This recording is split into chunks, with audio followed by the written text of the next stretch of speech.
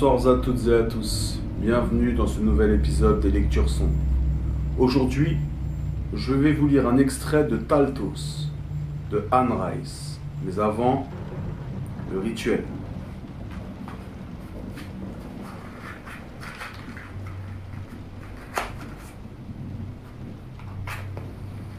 Le feu pour éloigner les mauvais esprits.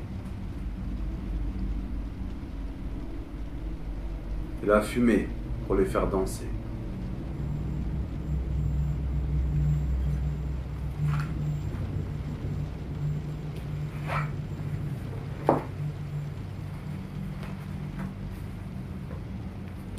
L'un des moines déclara que c'était la fin du monde, imité par plusieurs Taltos qui tombèrent à genoux. Les humains, voyant les Taltos dans cette position de soumission, tuèrent immédiatement tous ceux qu'ils ne connaissaient pas, ou craignaient, ou n'aimaient pas, n'épargnant que le petit nombre aimé de tous.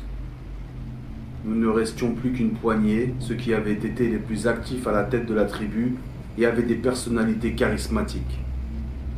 Enfin, lorsque la fureur retomba, nous n'étions plus que 5. Tous ceux qui avaient refusé la bonne parole, hormis Janet, étaient morts.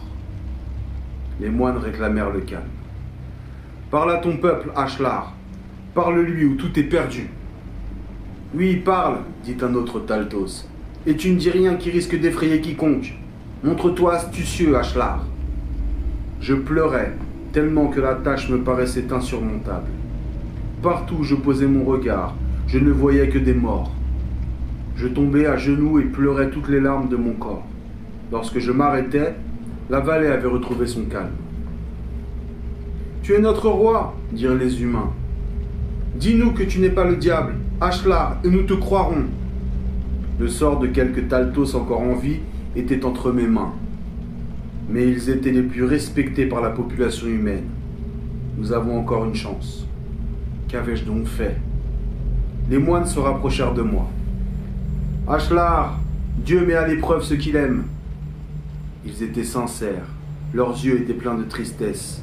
« Dieu éprouve ceux dont il veut faire des saints, » dirent-ils encore.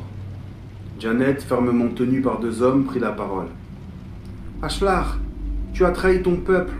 Tu lui as apporté la mort et la désolation au nom d'un dieu étranger. Tu as détruit le clan des Donnellais qui vivaient dans cette lande depuis des temps immémoriaux. »« Faites taire la sorcière !» lança quelqu'un. « Brûlez-la !» dit un autre.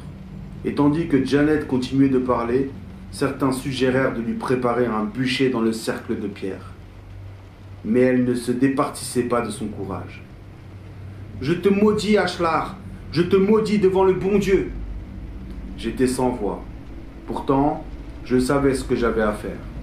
Il fallait que je parle pour sauver les moines, mes disciples et moi-même. Il fallait que je parle pour que Janet soit épargnée. Du charbon de bois fut jeté sur une pile de bûches. Des humains apportèrent des torches. « Parle !» murmura Ninian à côté de moi. « Pour l'amour du Christ, parle, Ashlar !» Je fermai les yeux, priai, fis un signe de croix et réclamai l'attention de tous.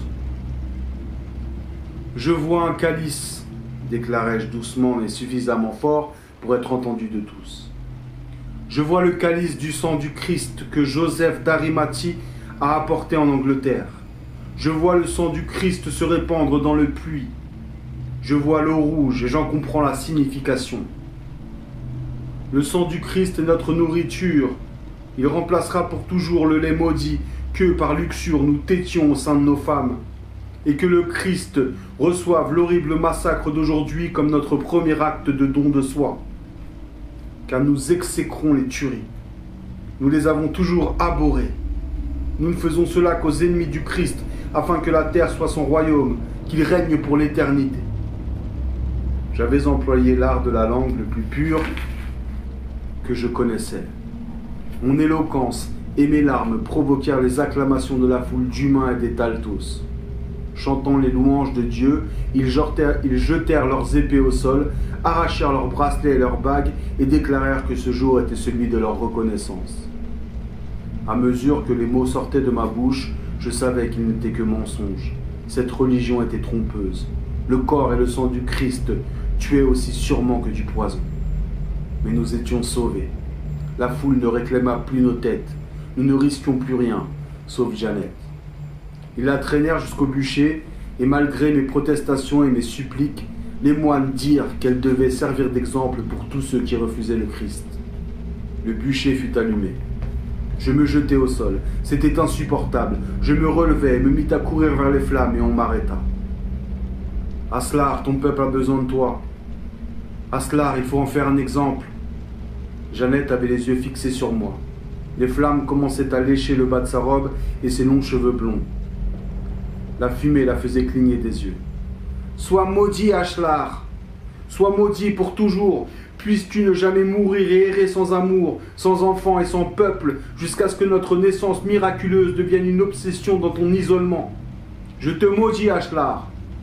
Puisse le monde autour de toi s'effondrer avant que ta souffrance ne prenne fin. » Les flammes masquèrent son visage et tout le bûcher s'embrasa dans un sinistre crépitement. « Que la malédiction soit sur Dunless et son peuple. Malheur au clan de Dunless.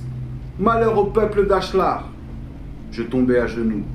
Mes larmes étaient intarissables et j'étais incapable de détourner mon regard, comme si je devais accompagner Jeannette jusqu'au bout de sa souffrance.